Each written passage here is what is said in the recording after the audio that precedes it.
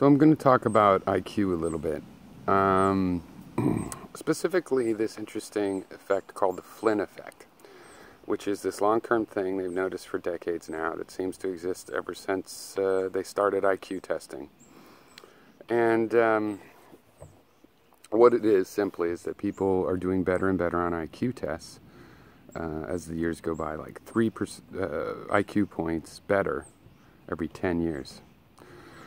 So in the last 100 years, people are doing so much better. They're doing like 30 points better.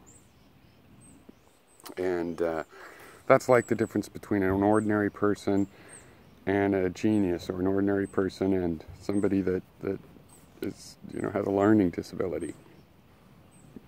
So this one effect tells you a lot that you need to know. That's just not taking part. It's not occurring in the current debate on this, like these race realists about IQ. It's separate from all these issues of having a better IQ doesn't mean you have a better character. It makes you a better liar.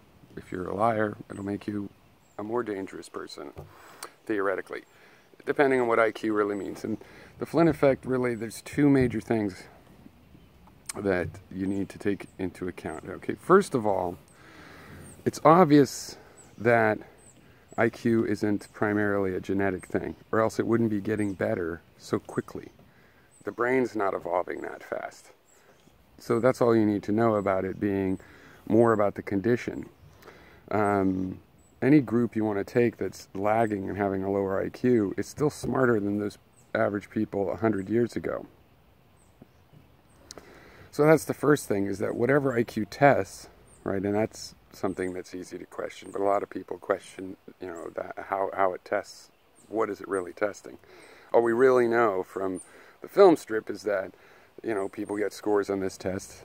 It's testing how well you can do on this test. What it means is more difficult to pin down.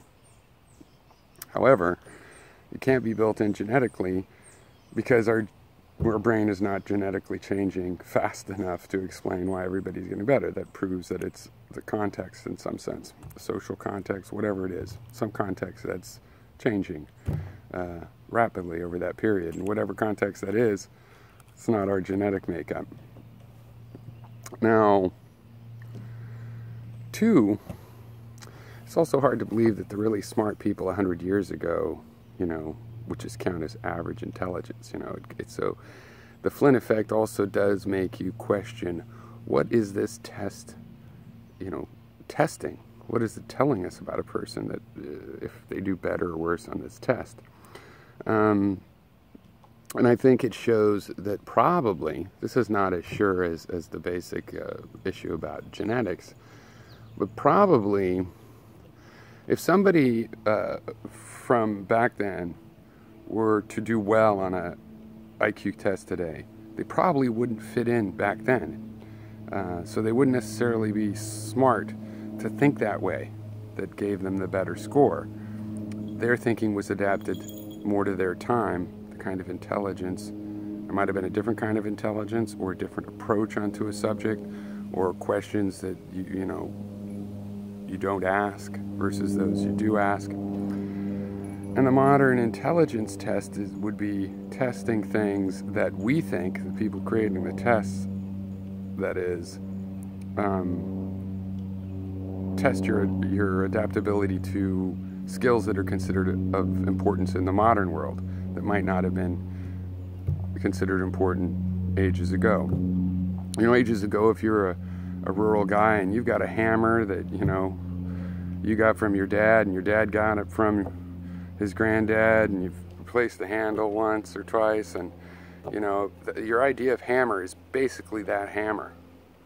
You don't need another abstraction. Your abstraction for the concept of hammer is pretty much limited to that and maybe a handful of other hammers. Whereas if you've seen all different kinds of hammers, ball peen hammers and rubber hammers, all their different purposes, and Japanese versus European styles of hammer, then you're going to need a more abstract idea of hammer that's quite separate from that particular hammer you have, even if you did inherit that hammer, just because you have a more wide range of information.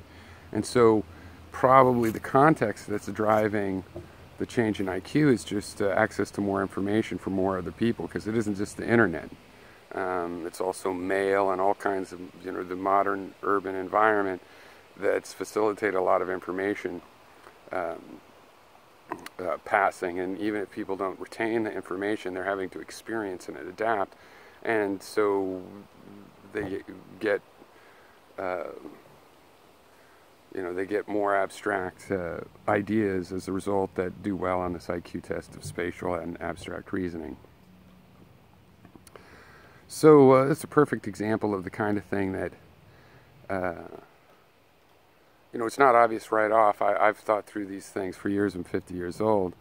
But it is one of the sorts of things that once you find this idea, you find this effect and think through what it must mean, it has huge effects on the debate, but people don't seem aware of it. And it's sort of the frustrating thing that there's so many things like this where you could pursue something and figure out something simple based on a known effect that's not in dispute. See, what the IQ test means is in dispute.